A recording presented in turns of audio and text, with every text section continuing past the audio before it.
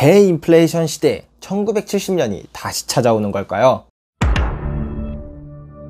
여러분의 투자 첫걸음을 만들어줄 투스텝의 양벨입니다. 현재 전 세계적인 인플레이션 현상이 나타나고 있고 미국의 물가 상승률은 40년 만에 최고치를 찍고 있는데요. 지금 이러한 현상으로 인해 1970년대의 인플레이션 시대가 다시 나타나는 것은 아닌지에 대해 우려하는 사람들이 늘어나고 있습니다. 하지만 저는 1970년과는 다를 것이라고 생각하는데요. 그 이유에 대해서 오늘 이야기 드리도록 하겠습니다.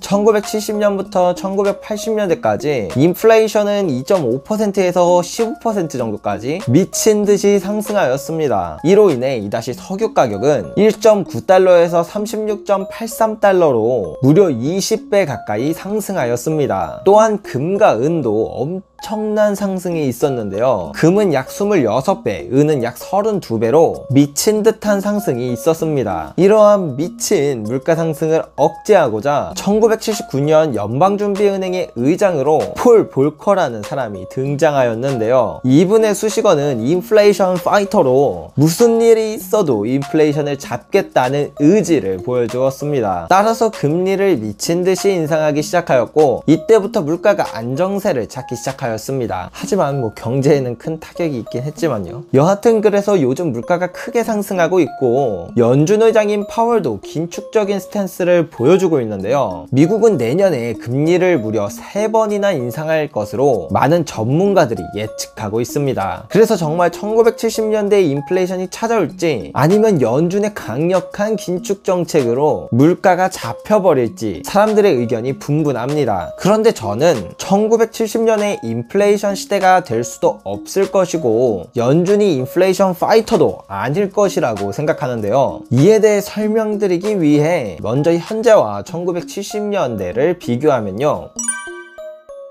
1970년 초에는 이미 금리가 4%대였습니다. 하지만 현재는 제로금리인 상태에서 물가가 급격하게 튀는 흐름이죠. 지금은 물가가 높은데도 왜 금리가 낮을까요? 1970년대에 미국의 부채는 아주 낮은 수준이었습니다. 따라서 금리를 올리더라도 이자 부담이 크지 않았던 시기이죠. 하지만 현재는 2차 세계대전보다도 더 높은 부채 비율을 가지고 있습니다. 따라서 부채의 크기가 너무도 크다 보니 금리를 쉽게 올리기가 힘든 상황입니다. 따라서 저는 현재가 2차 세계대전 때와 비슷한 상황이라고 생각하는데요. 2차 세계대전 전후의 금리와 물가를 살펴보면 금리는 바닥에 붙어 있지만 물가는 크게 치솟는다는 것을 알 수 있습니다. 보시면 아시다시피 물가가 아무리 치솟아도 금리는 전혀 상승하지 못하는 흐름이라는 것을 알 수가 있는데요. 부채 부담이 너무도 크기 때문에 어쩔 수 없이 인플레이션을 용인한 것입니다. 그러면 이때는 어떻게 상황이 흘러갔을까요?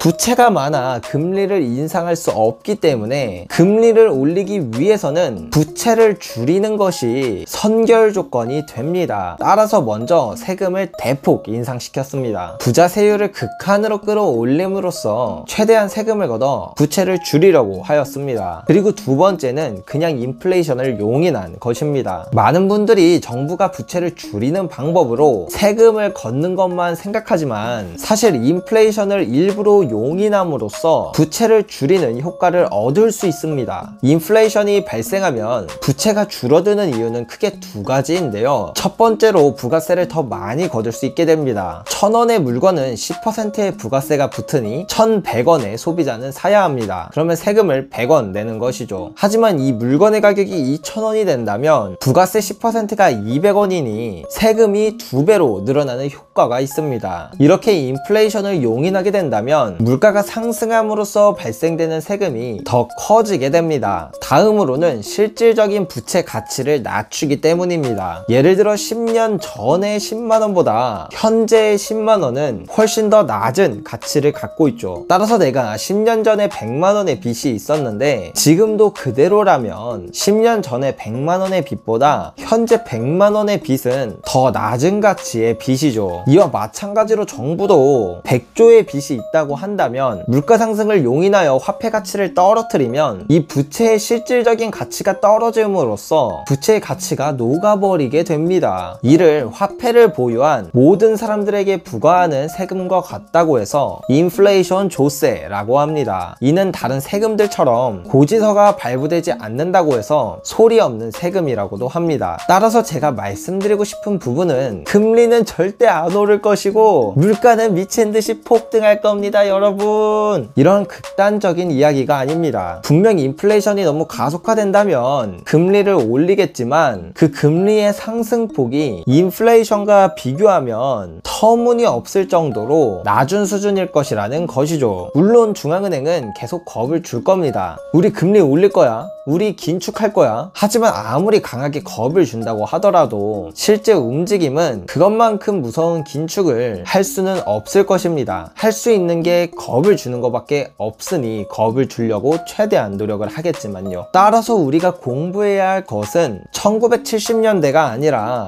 1940년대라고 생각합니다. 오늘은 이렇게 현재의 상황이 2차 세계대전 전후와 정말 비슷하다는 것을 알게 되었는데요. 현재는 2차 세계대전 때보다 더 큰 부채 규모를 갖고 있다 보니 아마도 인플레이션을 용인하는 방법으로 부채를 줄이고자 할 것으로 생각이 됩니다. 오늘 영상도 끝까지 시청해주셔서 정말 감사합니다. 이상으로 투스텝의 양벨이었습니다.